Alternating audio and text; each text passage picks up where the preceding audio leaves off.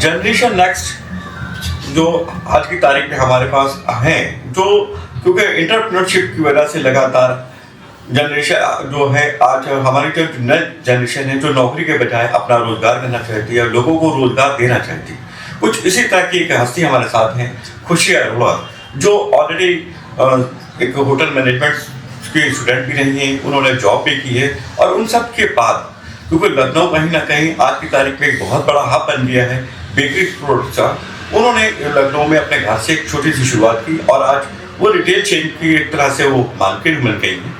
उनसे जानना चाहेंगे कि किस तरह से जनरेशन एक्ट, क्योंकि उनके आपने जब जानकारी की तो उनके फादर या उनके फोर फादर जो भी हैं वो सब जॉब में थे। बड़ा मुश्किल होता है इस तरह की सर्किल को अपने आप को तोड़ना कि जहाँ लोग नौकरी कर रहे हैं और वहाँ से निकल के कोई नौकरी देने वाला बने। तो हमारे साथ खुशी बैठी हैं। खुशी जी, आपसे सबसे पहले आपका थोड़ा सा परिचय जानना चाहेंगे, या थोड़ा सा आप अपने हमारे जानने देखने वालों को अपना थोड़ा सा परिचय दीजिए कि आप कौन है, क्या है।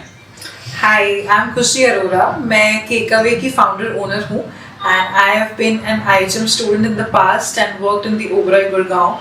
That is where जहाँ मैंने यहाँ पूरा केक पेस्ट्री की पूरी ट्रेनिंग ली है और मैं पेस्ट्री शेफ बनी थी। And back in 2021 कोविड के जस्ट बाद हमने इस वेंचर को चालू किया था। अच्छा, तो जब आपने क्योंकि कोविड के बाद जब वेंचर चालू किया तो उस वक्त किस तरह से फील हो रहा था कि क्योंकि लोग ज़्यादातर डरे हुए थे, पैनिक इस पोजीशन में थे, और उस दौर में क्योंकि सबसे मुश्किल काम ये था कि लोग एक दूसरे से इंटरेक्ट नहीं कर रहे थे, तो उस पीरियड में आपने कैसे लोगों को, अपने कस्टमर्स को, अपनी चीप्स को किस तरह से आपने लोगों तक कन्वे किया?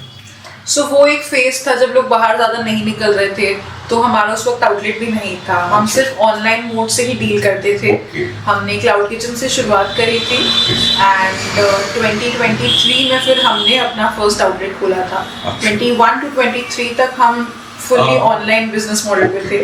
23 से हमने ऑफलाइन बिजनेस मॉडल शुरू किया है एंड ये हमारा सेकेंड आउटलेट है। ओके, तो जब ऑनलाइन आपका जो क्लाउड किचन बेस आपका पूरा चल रहा था, तो आपको क्या ऐसी जरूरत लगी कि मुझे ऑफलाइन लेना चाहिए?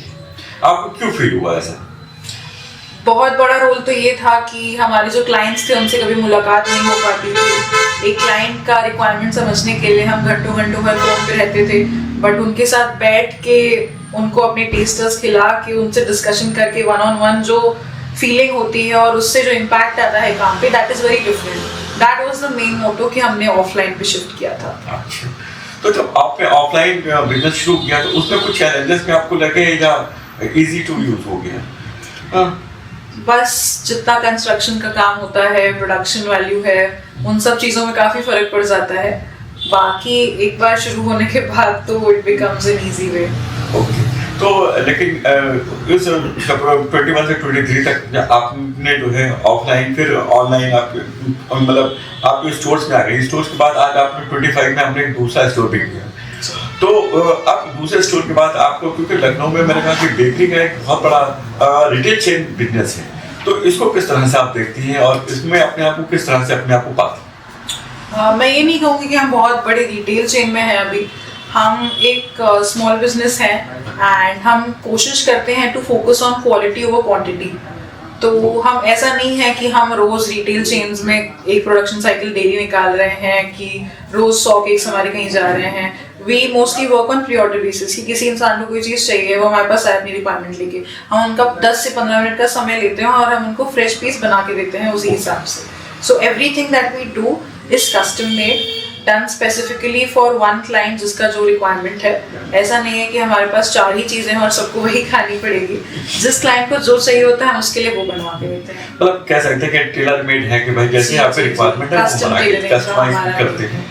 तो अच्छा, इन बेकरी के आइटम में सिर्फ केक्स ही रहते हैं या कुछ और भी आपके प्रोडक्ट्स हैं? So we are specifically a patisserie and cake boutique. Okay. तो अभी हमारे पास सिर्फ आपको जितने पेस्ट्री आइटम्स हो गए हैं, जितने आपके डेजर्ट ऑप्शंस हैं, और मोस्टली जो हमारा काम है वो बुटीक केक्स का है। So we don't just give regular half kg 1 kg cakes that are done in every bakery. हमारे डिजाइन्स बहुत हटके होते हैं, तो हमारा मेन केक बुटीकिंग का काम। अच्छा अच्छा। तो बेसिकली मैं केक बुटीकिंग के साथ साथ, क्योंकि अब आपका जो 5 साल का एक्सपीरियंस होता है, कहते हैं ना कि 5 साल में जो एक पौधा होता है वो मजबूत पेड़ बन जाता है। तो मुझे लगता है कि आप एक अच्छा मजबूत पौधा बन गई हैं। तो इसको क्या आपका मतलब क्या ड्रीम्स है, किस तरह से मतलब कि किस तरह से आप इस बिजनेस को एक रिटेल चेन में ले जाना चाहती हैं, या इस बेकरी में ही कुछ और वाइड ट्रेड करना चाहती हैं कि जैसे बिस्किट्स हैं या कुछ और भी? नहीं, अभी हम बिस्किट्स वगैरह पे नहीं जाना चाहते हैं। हाँ, हम एक सेवरी मेन्यू जरूर प्लान कर रहे हैं जो हम कमिंग फाइनेंशियल ईयर 26-27 में लाएंगे। वो आप सबको टेस्ट करने को मिलेगा। That will also be something different जो बाकी जगहों पे आपको नहीं मिलता है। वो हम थोड़ा हट के यहाँ पे मेन्यू लाएंगे। तो वो भी चीजें ऐड होंगी फ्यूचर में, but not biscuits and rusks and all. हम बल्क फैक्ट्री सेटअप में नहीं जाएंगे सबसे। नहीं, बेसिकली होता है कि जब क्योंकि आप लखनऊ में हैं और आपने लखनऊ में देखा है कि जितने भी बेकरी ओनर्स हैं या बेकरीज की जो ब्रांड्स हैं वो ऑलरेडी थोड़ा सा वाइड हो गए हैं। उसमें क्योंकि आप बेकरी के साथ साथ बेकरी में बेकरी स्वीट्स भी आ रही हैं। तो अब जैसे आपका भी हमारे यहाँ होली आने वाली है तो बेक्ड गुजिया भी मिलने लगी, खासकर बेकरी शॉप से ही हम लोगों को। तो मैं पूछना चाहता हूँ कि जैसे जो फेस्टिवल बेस्ड जो चीजें हैं, क्या उनमें भी कुछ आप एक्सपीरियंस करेंगे, या सिर्फ अभी जो आपका मोटिव है कि सिर्फ नहीं साहब मुझे अभी नहीं करना है, इसी पर ही फोकस करके थोड़ा और आगे बढ़ना है? नहीं, हम अभी उन सब सेक्टर्स में नहीं जाना चाहेंगे। हम इसी पे फोकस करेंगे और इसी को आगे बढ़ाएंगे, क्योंकि मेरा एक थॉट प्रोसेस ये भी है कि जिन चीजों की आपने बात करी, बेक्ड गुजिया हो गई या फिर बेकरी मेड मिठाईज हो गई जो आजकल चल रही है, वो आपको आजकल हर जगह मिल रही है। तो हम वो चीज नहीं करना चाहते जो सब कर रहे हैं। जो हम कर रहे हैं वो कोई और नहीं कर पाए, हम उस पे फोकस रखना चाहते हैं कि we do something different. Okay, मतलब आपका कह रहा है कि हम जो यूनिक हमारी जो एक यूएसपी है बेसिकली हम उसी के ही साथ आगे बढ़ना चाहते हैं। जी बिल्कुल। तो अच्छा ठीक है, इन सब चीज़ों के साथ आपको क्या लगता है कि जिस तरह गवर्नमेंट की जो नई पॉलिसीज आई हैं, जैसे जो भी स्टैंड अप इंडिया है, स्टार्टअप इंडिया है, या इस तरह की जो पॉलिसीज हैं वो किस तरह से आपने इस बीच में, क्योंकि 5 साल के पीरियड में उन पॉलिसीज का क्या कुछ स्टडी किया या उसका भी कुछ फायदा किया, या कुछ उसमें भी जो इंक्यूबेटर सेंटर्स बने हुए उनको भी कुछ आपने कुछ टच किया, या फिर जो आपने अपना एक रास्ता चुना उसी पे आपने? बिल्कुल, जो हमारा फील्ड था वो तो हमने नहीं चेंज किया, बट इस फील्ड में ही आगे बढ़ने में हमें गवर्नमेंट सेक्टर से काफ़ी हेल्प मिली है। हमारा तो इनफैक्ट जब हमने अपना फर्स्ट आउटलेट खोला था उस वक्त हमारा जो एक्सपेंशन था उसमें ही गवर्नमेंट सेक्टर की कुछ सब्सिडीज और कुछ लोन अमाउंट्स का बहुत बड़ा योगदान रहा है। अच्छा। तो किस तरह का आपने गवर्नमेंट की कौन सी स्पॉन्सर स्कीम्स को अवेल किया जिसका आपको फायदा लगा और जिसके बारे में आप लोगों को बताना भी चाहते हैं? तो हमने एक स्कीम के अंडर लोन लिया था जिसका नाम था PMEGP। ओके। तो that has been very beneficial to us. उसी में हमारा सारा सेटअप वगैरह उसी के थ्रू ही हुआ है। Okay. So that has been very helpful. तो हम कह सकते हैं कि गवर्नमेंट स्पॉन्सर जो बेसिकली KVIC ये भारत सरकार की स्कीम है का PMEGP prime minister employment generation programme, और उसमें एक बड़ा अच्छा क्या है कि उसमें जो सब्सिडी है वो भी काफी अच्छी मिलती है और वो मुझे लगता है कि काफी बेनिफिशियल हो जाती है एंटरप्रेन्योर के लिए, क्योंकि अच्छा आपको क्या लगता है जो इंटरेस्ट फ्री लोन, क्योंकि अभी रिसेंटली गवर्नमेंट ने यूपी गवर्नमेंट ने पॉलिसी चेंज की है CM युवा हेल्प अभियान के नाम से, CM उद्यमी अभियान के नाम से शुरू किया है, और उसमें भी वो ऑलरेडी स्कीम में जो है वो लोगों को लोन दे रहे हैं, साथ में इंटरेस्ट फ्री दे रहे हैं। सबसे बड़ी चीज़ ये है कि उसमें जितना भी इंटरेस्ट है वो गवर्नमेंट पे कर रही है। साथ ही साथ उन्होंने एक चीज़ और भी रखी है कि 3 साल के बाद अगर आपकी इंडस्ट्री रन करती है, जो भी आपका काम है, तो 50 हज़ार रुपये तक का वो एक अनुदान भी अलग से दे रहे हैं। तो इस तरह की पॉलिसी है, उसके बारे में आप क्या कहना चाहेंगे लोगों से कि आपको अगर आगे बढ़ना है तो किस तरह की पॉलिसियों में वो आगे जाएं गवर्नमेंट स्पॉन्सर स्कीम्स में और उसको अवेल करें, और किस तरह में अपने आपको आगे बढ़ाने के बाद आप क्या कहना चाहेंगे? बिल्कुल, मतलब ये तो मेरा तो एक छोटा सा एग्जांपल है। हमने एक इतने सारे ऑप्शन में से एक हमने जो अवेल की है सुविधा, बट ऐसे ही कई ऑप्शंस हैं जो अवेल हो सकते हैं। अलग अलग इंडस्ट्री के लिए अलग अलग ऑप्शंस हैं। They are all very beneficial according to me. तो अगर तो आपकी PMEGP आपने कब के साल में आपको ये मतलब आपने लोन लिया था इस स्कीम के तहत? हमने 2023 में लिया था। 2023 में। ओके।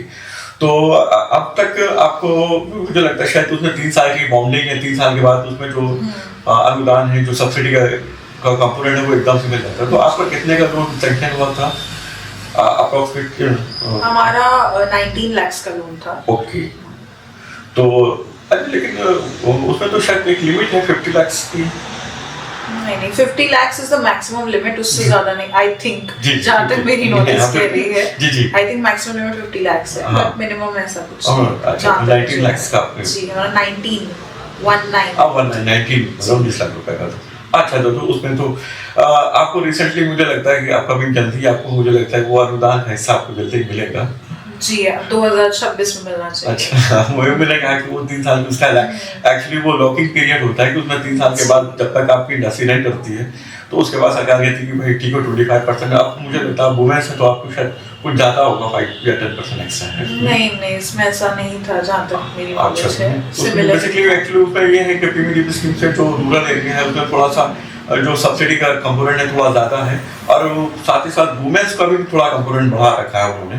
तो मैंने बहुत अच्छा लगा कि आप ने कम से कम एक न्यू एंटरप्रेन्योर होने के साथ साथ सबसे इम्पोर्टेंट चीज़ है कि जनरेशन नेक्स्ट कि सबसे मुश्किल काम होता है कि जहाँ लोग नौकरी कर रहे होते हैं उनमें से कारोबार करना। इस मामले में आपको कैसा लगा, क्योंकि सब लोग तो नौकरी करते हैं थे, आपने भी नौकरी की, नौकरी से अपने किस तरह से अपने आप को एज एंटरप्रेन्योर बनाया?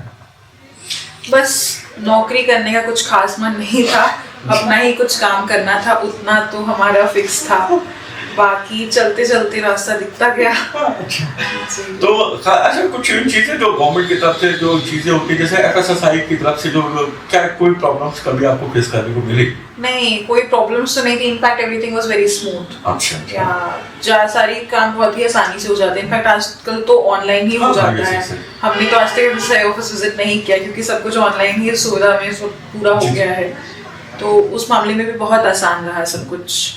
तो आप क्योंकि आप एक वुमेन्स हैं और एक वुमेन जनरेशन नेक्स्ट में भी हैं, तो क्या कहना चाहेंगे जो आप लड़कियां हैं जो यंगस्टर हैं वो और किस तरह उनको अपने आप को अपने आत्मनिर्भर भारत की तरह कहते हैं ना कि आत्मनिर्भर बनना चाहिए, किस तरह से बनना चाहिए और क्या आप संदेश देना चाहेंगे अपनी सोसाइटी को, अपने लोगों को कि भैया किस तरह से आप अपने आप को, जैसे कहते हैं ना कि एक शब्द होता है उसको कहते हैं इंडस्ट्री, INDUSTRY।